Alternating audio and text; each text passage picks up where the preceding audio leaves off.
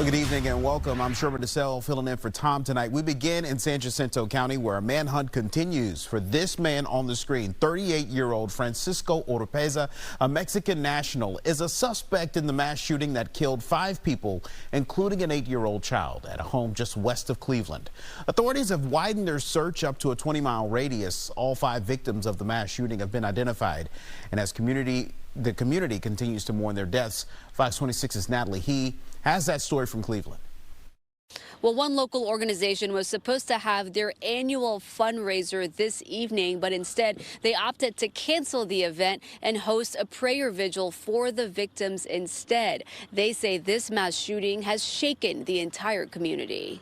Be with the families, Lord God, that are going through, Lord God, for this tragic event that is happening. They're here in San Jacinto County, their family. We're a county with 28,000 people. We take care of our own. If they're in the county, they're family. In lieu of their annual fundraiser, San Jacinto County Democrats held a prayer vigil for the 5 people who authorities say were shot and killed by their intoxicated neighbor, execution style. Investigators have now identified the victims as 25-year-old Sonia Argentina Guzman, 21-year-old Diana Velasquez Alvarado, 31-year-old Julissa Molina Rivera, 18-year-old Jose Jonathan Casares, and 8-year-old Daniel Enrique Lasso Guzman. Those who knew the family from Honduras were heartbroken to learn the tragic news. And shocked and sad because I did know the people the victims. It's heartbreaking because I used to see him every day walk to the bus stop. The gunman, authorities identified as 38-year-old Franciso Oropesa,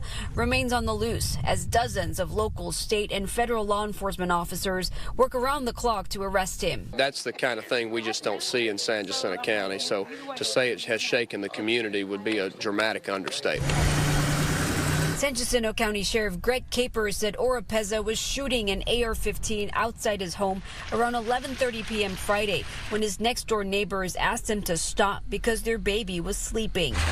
Instead, deputies say Oropesa went on a shooting spree and hasn't been seen since. The fact that it was the type of gun that it was, we should not be allowed, everybody should not be allowed to have those type of weapons. Here we have another case of where it's easier to get a machine gun than a fishing license.